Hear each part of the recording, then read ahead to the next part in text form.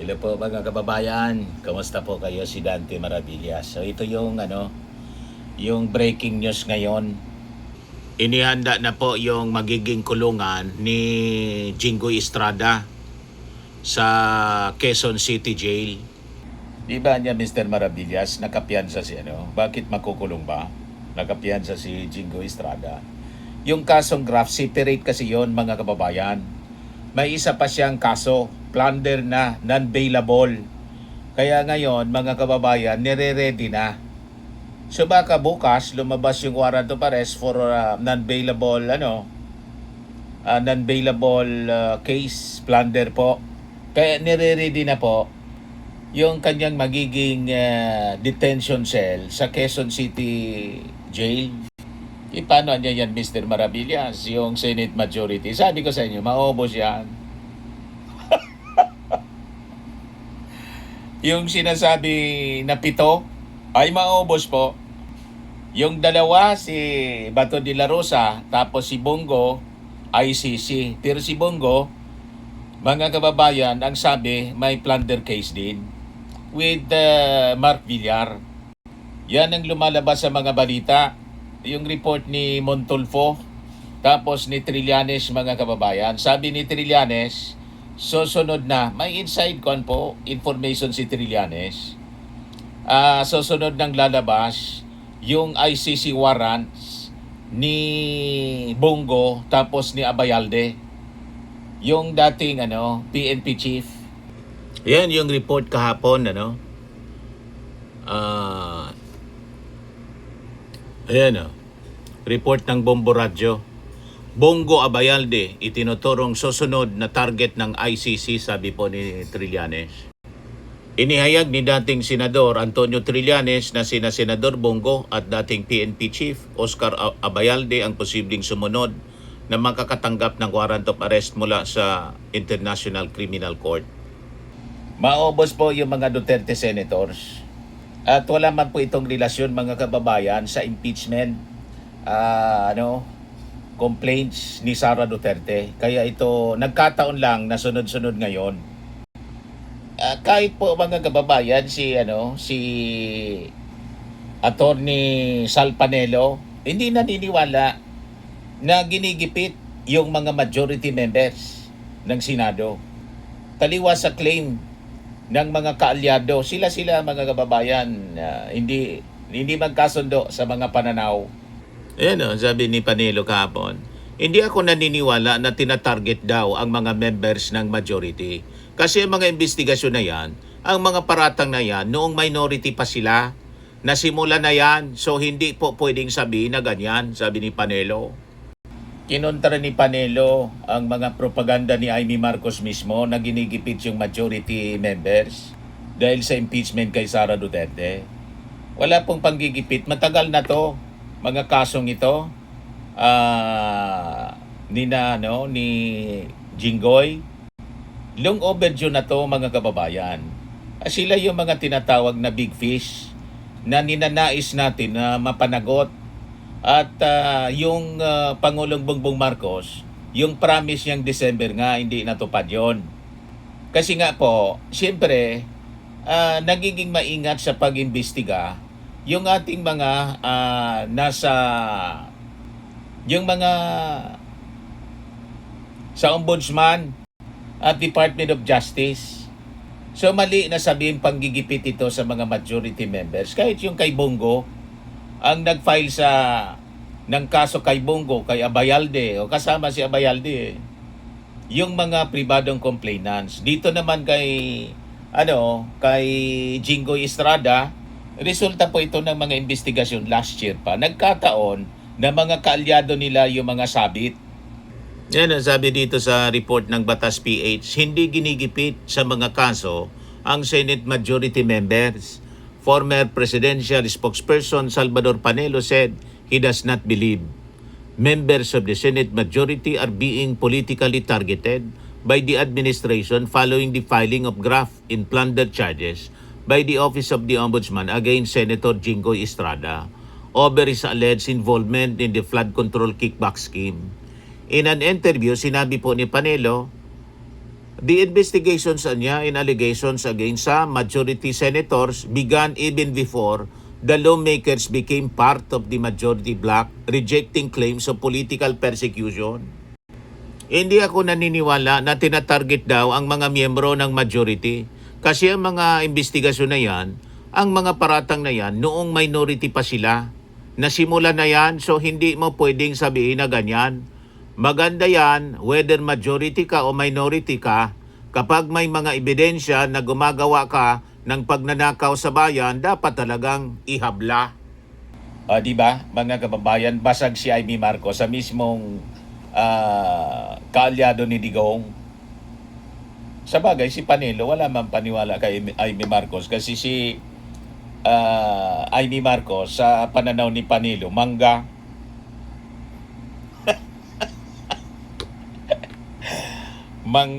Manggagamit daw, mga kababayan. Wala siyang tiwala kay Amy Marcos. Sabi ko nga, ba't ka magtitiwala kay Amy Marcos? May punto din si Panelo. Kapatid nga niya po, mga kababayan, hinudas ni Amy. Walang tigil yung paninira ni Amy sa kanyang kapatid, pati sa kanyang pamangkin na si Sandro Marcos.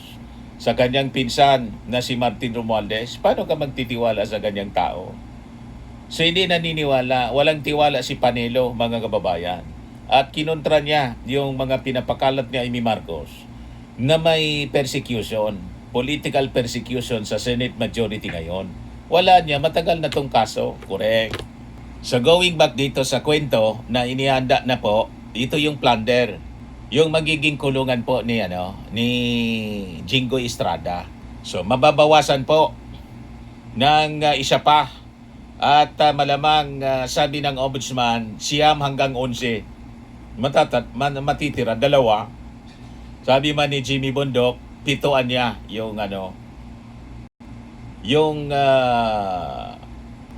tinatarget daw na makulong. Yan o.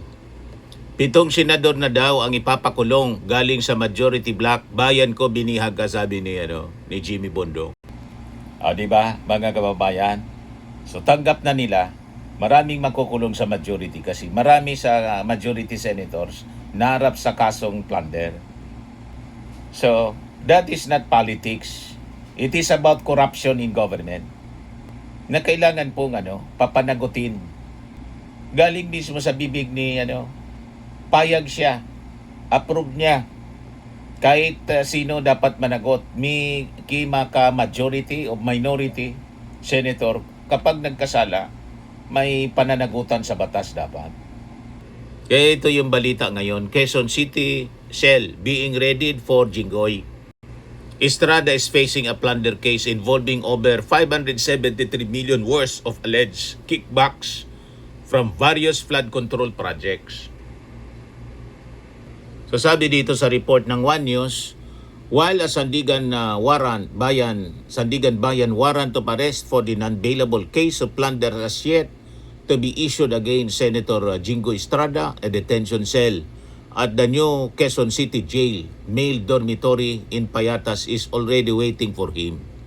Sabi po ni Interior Secretary John B. Crimolia, kinonfirm niya that the Bureau of Jail Management and Penology, which has supervision over the jail, has a detention cell ready para po kay Jinggoy Estrada. Yes, we are prepared, sabi po ni Remulla. Remulla has designated the Quezon City Jail as detention facility for all the accused suspects in the flood control scandal. It currently has a jail population about 3,600 inmates, including former Senator Ramon Revilla Jr., who was arrested last January for graft and malversation over the 92.8 million flood control project sa Pandi, Bulacan.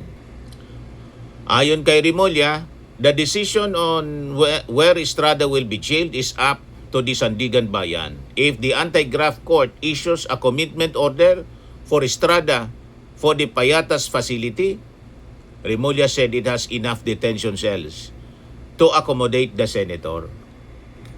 On whether Estrada will share a cell with Revilla, Remulla said he will leave the decision to the jail warden. So yun na, mga kababayan, nakaredy na pala at may mga susunod pang mga senador. Ngayon, meanwhile, ahead of the Blue Ribbon Committee scheduled resumption of the flood control probe bukas, former Senate President Franklin Drilon called on the chamber's leadership to strip senators facing criminal allegations of their vice chairmanships of the chamber's foremost anti-graft committee, warning that the current membership of the committee could destroy public trust. In the Senate, Drilon called for an internal cleanup amid the recent ombudsman recommendations to file charges against incumbent senators. Sabi po ni Drilon, how can you believe that investigation is serious when the very vice chair is involved? Correct, mga kababayan, ang ginawa pong vice chairman ng Senate Blue Ribbon Committee, may kinakarap na kasong plunder, mismong si Jinggoy at saka si Marcoleta. Isabi ko sa inyo, garapala na po.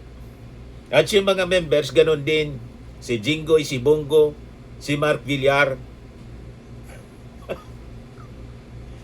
Sila yung naharap, mga kababayan.